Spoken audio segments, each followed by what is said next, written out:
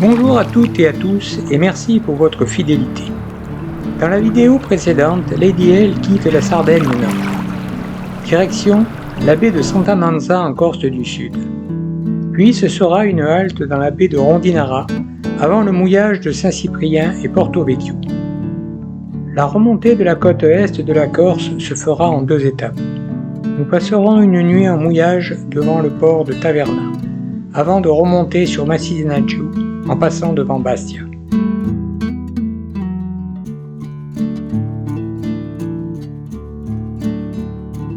De là, nous gagnerons le continent après une traversée de plus de 100 milles. Nous atterrirons à la Badine devant la presqu'île de Gien. Puis un petit séjour de quelques jours à Porquerolles avant de revenir à notre port d'attache de Port-Saint-Louis-du-Rhône fin septembre.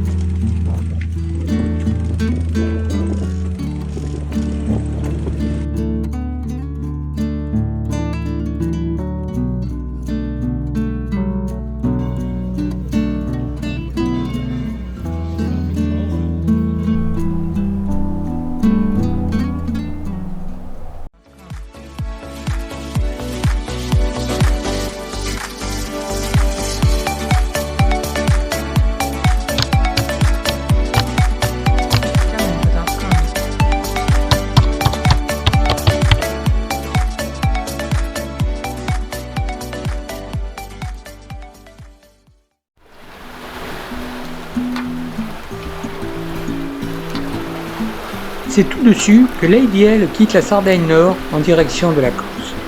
Une bonne brise de travers nous permet de tenir une bonne vitesse dans ce début de parcours.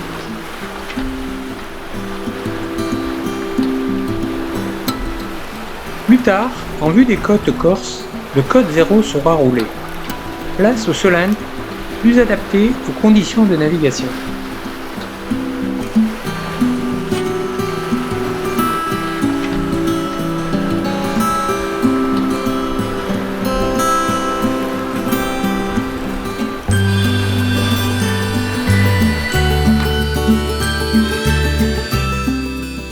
Notre remontée commencera par un mouillage de quelques jours dans la baie de Santa Manza. Suivra un court remouillage d'une nuit à Rondinara. Saint-Cyprien sera rejoint plus tard après un passage entre les îles Cerbicales.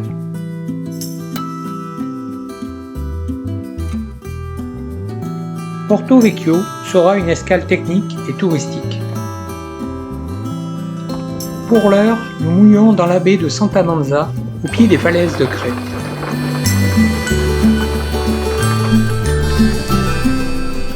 Il fait beau et le plan d'eau est calme et moyennement encombré.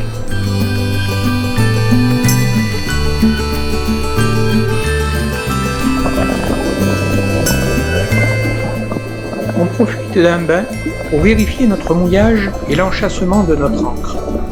C'est un fond de sable de bonne tenue.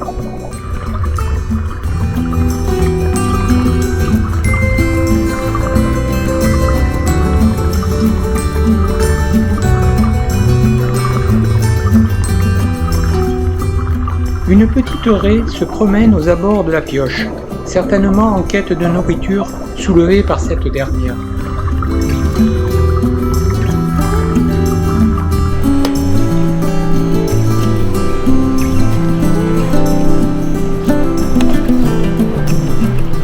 La canopée est mise à poste et procure ombre et fraîcheur au bateau. Aux heures les plus chaudes de la journée, cet endroit est très prisé par l'équipage.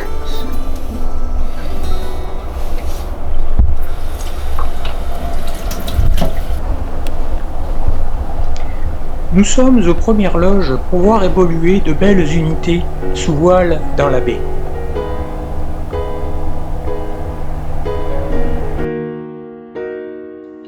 Nous profitons d'une journée calme pour lancer le drone et nous aguerrir à son fonctionnement.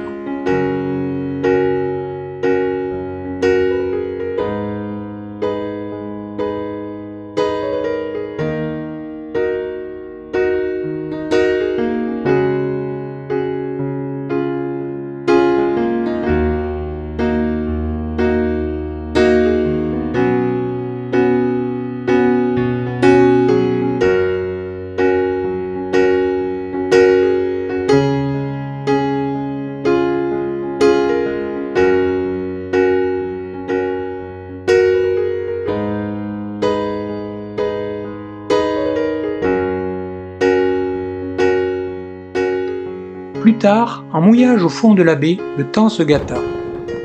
Un orage passa avec de très fortes rafales. Le plan d'eau s'agita et plusieurs bateaux chassèrent sur la rampe. Sous Solente et grande voile, Lady L remonte au près la côte sud-est de la Corse. Nous sommes à 50 degrés du vent apparent, sous 18 nœuds environ, et le bateau marche à 6 nœuds 4 en vitesse surface. Randinara nous accueille pour une courte escale d'une nuit. Nous profiterons de son excellent restaurant sur la plage. Le mouillage est relativement calme pour la saison.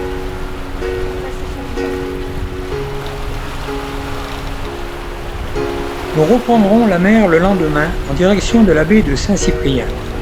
Nous sommes vent de 3/4 arrière sous une brise de sud-ouest de 10 à 15 nœuds apparents. Le bateau marche bien et l'équipage profite de ces bonnes conditions et de cette belle journée ensoleillée.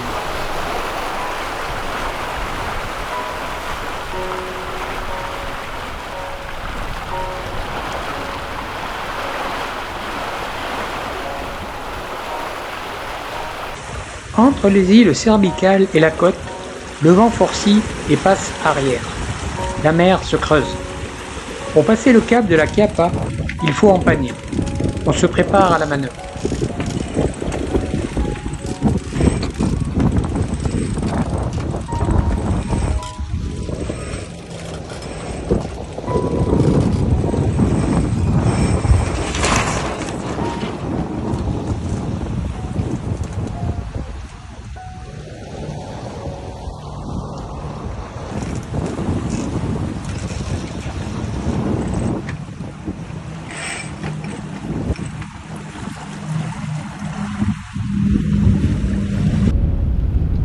Le sémaphore et le phare de la Chiappa sont laissés sur bâbord. Au loin, Saint-Cyprien nous tend les bras sous un vent soutenu.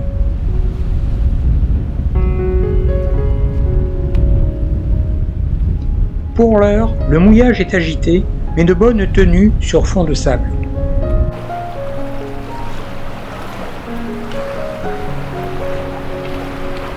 Lady L prend ses marques et accuse quelques belles rafales.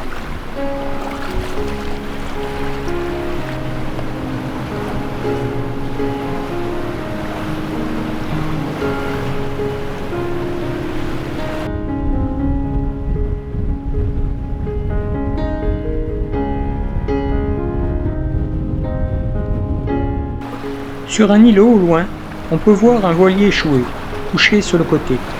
Triste spectacle.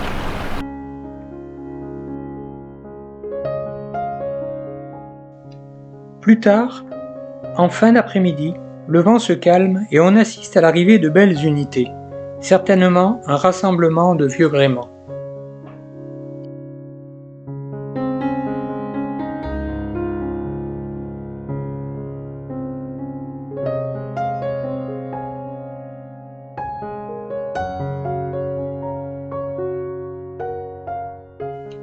On pourra admirer ces canottes à loisir en mouillage autour de nous. La soirée sera paisible. Le vent est enfin tombé, la mer est plate. On profitera pleinement de cet instant.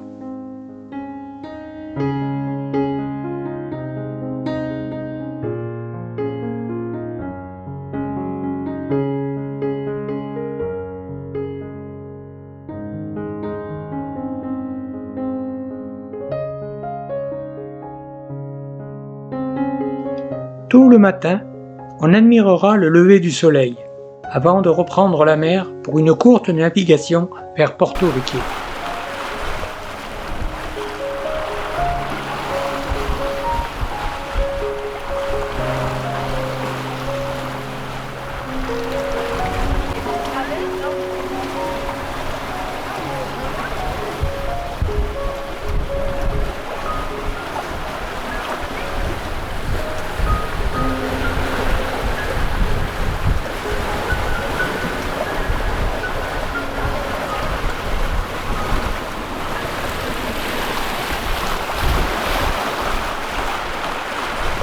Porto Vecchio sera une escale technique. On mouillera devant le port pour faciliter les va-et-vient en annexe. L'avitaillement se fera, mais aussi une intervention sur le moteur tribord. La durite d'échappement s'est percée par frottement sur son support métallique. Le ship du coin aura le tuyau en stock. Un XS-14 blanc est en mouillage près de nous. C'est la première fois que nous en voyons un de cette couleur. Certainement une commande personnalisée. Le port est en pleine extension. D'énormes travaux sont en cours pour doubler ou tripler sa capacité. Cela entraîne quelques désagréments, mais reste très vivable pour nous, plaisanciers. Le village de Porto Vecchio, sur les hauteurs, est charmant. Très animé en cette période avec ses ruelles commerçantes et son panorama sur le port et la ville d'en bas.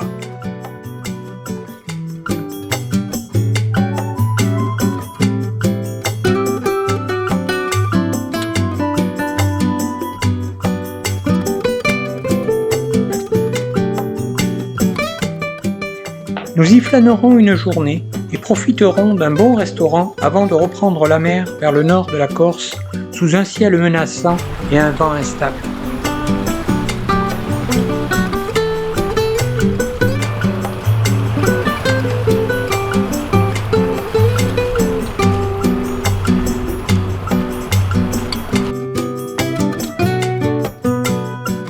Direction le Cap Corse.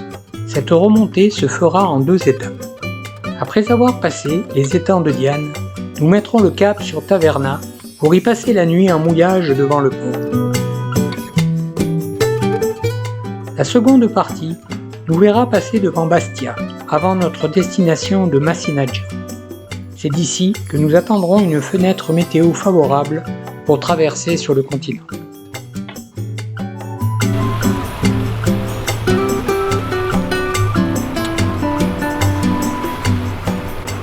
Le temps s'est dégagé et la mer est calme. C'est au moteur que nous remontons la côte est de l'île de Beauté.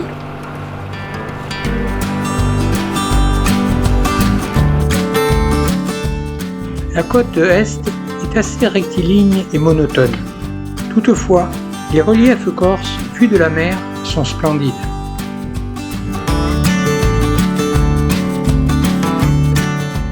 Ils défileront tout au long de la journée sur notre bâbord.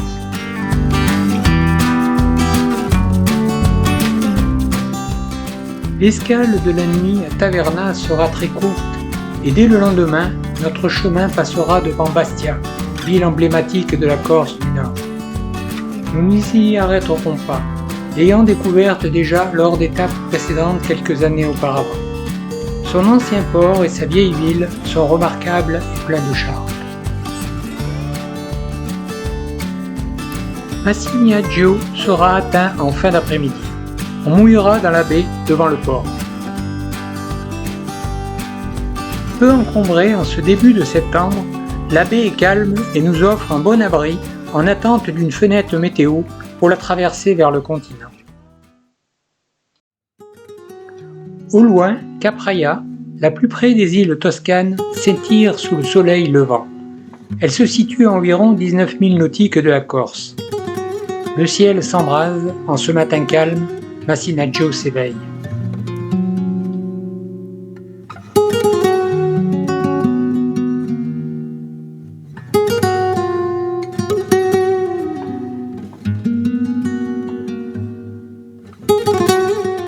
Nous y resterons 3 jours. Visites, promenades et petits restaurants ponctueront notre séjour. Actuellement, le vent est de secteur ouest. Nous attendons la fenêtre météo avec une houle apaisée et des vents de secteur est à nord-est pour traverser aux allures de travers à portée. Une corneille s'est invitée à bord. Elle est posée sur la palle de la girouette anémomètre. Cette dernière est fragile et je crains la casse. Il n'en sera rien. Mi-septembre, le moment attendu est arrivé. Très tôt le matin, Lady L remonte son ancre et quitte son mouillage du Cap Corse. Cette fois, c'est fini, on rentre. La traversée durera un peu plus de 24 heures pour 140 milles nautiques à couvrir entre l'île de Beauté et les îles d'Or. Le lendemain de notre départ, dans la fin de matinée, Lady L passera entre la côte varoise et les îles du Levant et de Porcro, pour une escale à la Badine et à Porquerolles.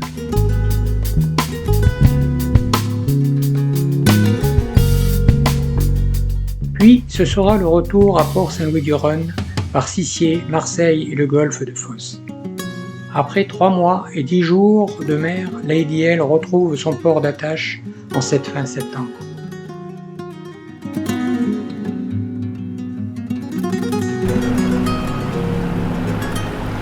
En contournant le Cap Corse, le rocher de la Giraglia apparaît devant nous.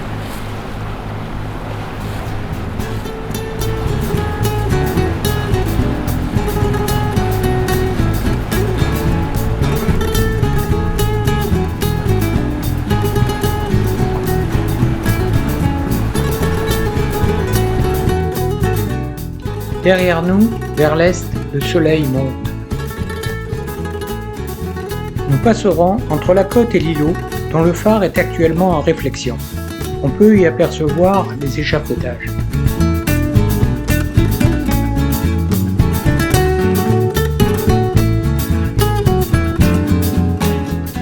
Petit à petit, la Giraglia s'éloigne. Lady L continue sa route au moteur.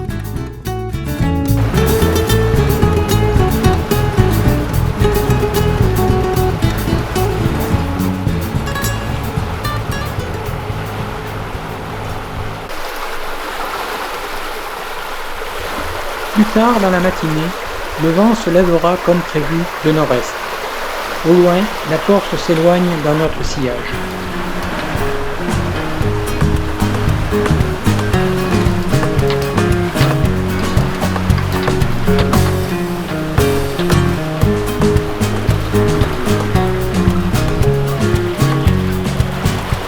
Les voiles sont envoyées et les moteurs coupés. Le bateau se déhale lentement sous une petite brise. J'en profite pour parfaire les réglages. J'apprécie énormément les winches arrière dédiés aux écoutes de GB.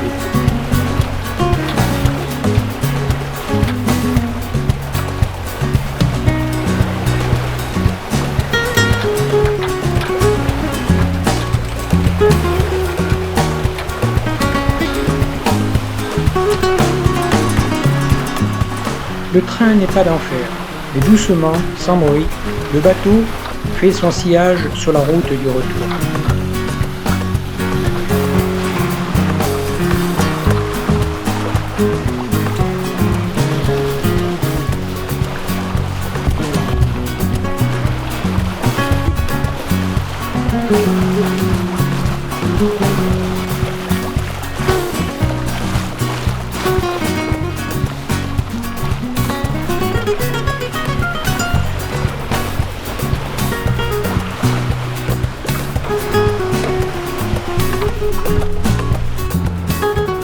La nuit approche et le soleil décline sur l'horizon devant nos étraves.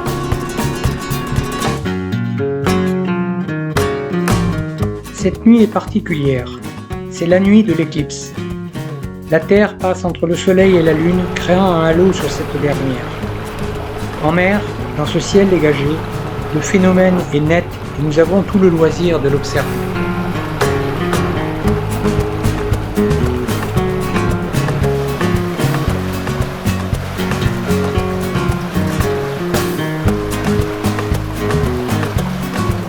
Au petit matin, toujours sous voile, je suis de quart et témoin du plus beau lever de soleil que j'ai jamais vu. L'astre du jour était énorme dans ce ciel nuageux. On aurait dit une énorme montgolfière.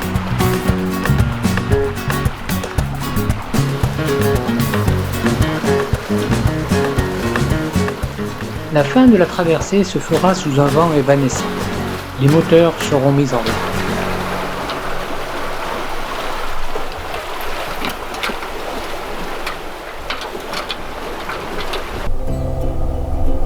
Nous jetterons l'ancre à la badine pour une bonne nuit de repos, après un peu plus de 24 heures de navigation.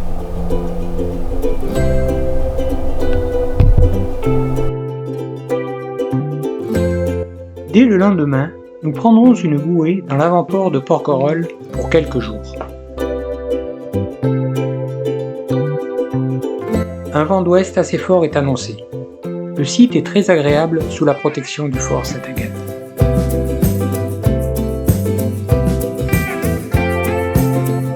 C'est la dernière étape de notre périple et cette escale de quelques jours nous apportera la transition souhaitée avec le retour à notre vie terrestre. Le fort Sainte-Agathe, sur les hauteurs du village, nous offre une vue imprenable sur la rade et l'île intérieure.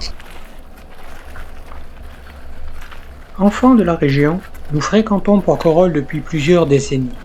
C'est un peu notre jardin, mais chaque séjour reste un plaisir intense de redécouvrir les merveilles de cette île. Je vous laisse découvrir en images ce joyau.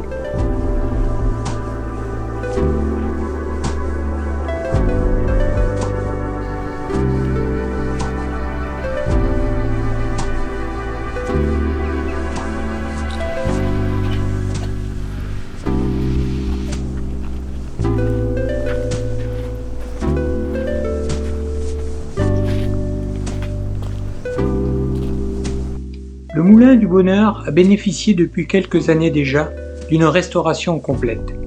Nous l'avons connu presque en ruine.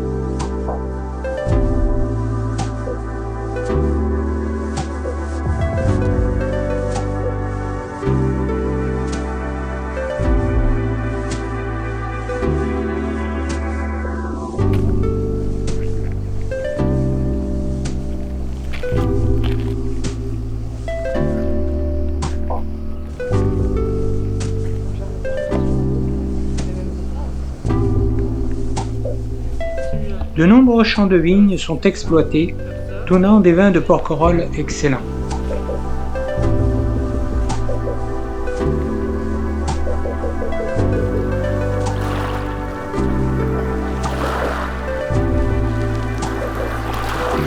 Sur les hauteurs, le sémaphore de Porquerolles, lui aussi en réflexion semble-t-il.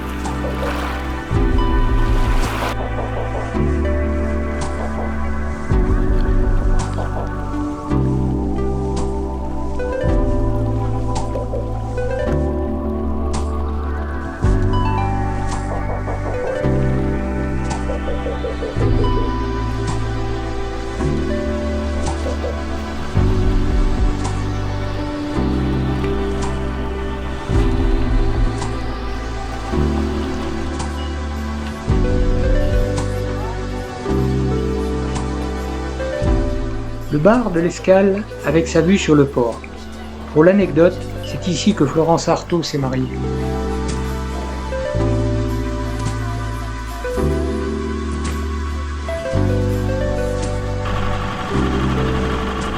De retour en annexe au bateau, nous avons la surprise de découvrir un autre hexasonge à une bouée mitoyenne. C'est, à Velvor, le catamaran Sister Ship de Lady.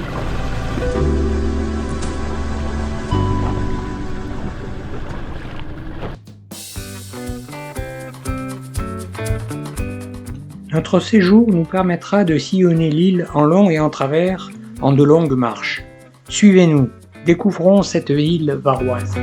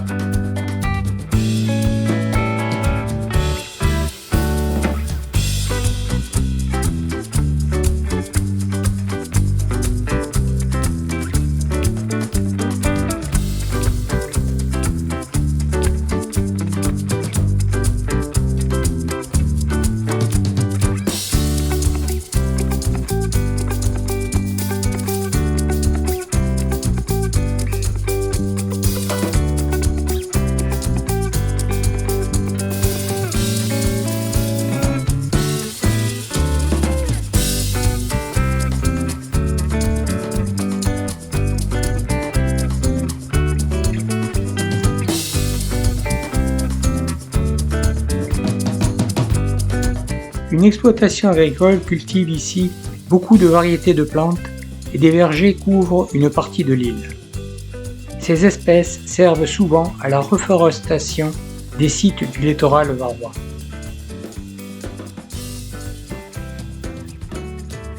Le phare du Cap d'Armes veille sur l'île. On aperçoit son faisceau en mer à plusieurs dizaines de milles.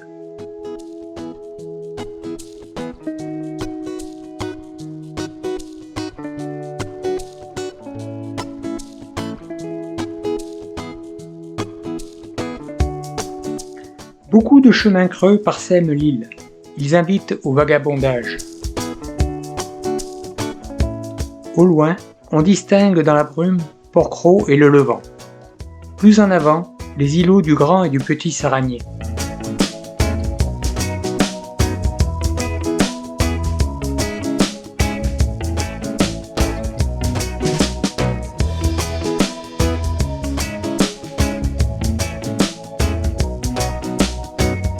À l'écran, la calanque de l'Indienne.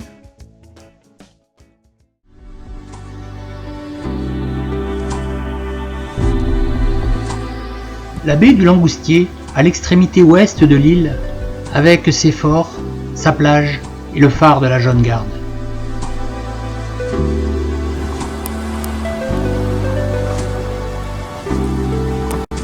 La plage de sable noir, contiguë à celle du Langoustier, forme un isthme ou une presqu'île où sont construits deux forts. C'est ici la petite passe entre les deux phares, celui de la Jaune Garde et du Grand Ribot. La Grande Passe, quant à elle, se situe entre la côte est de Porquerolles et l'île de Porquerolles. Le fort du Langoustier.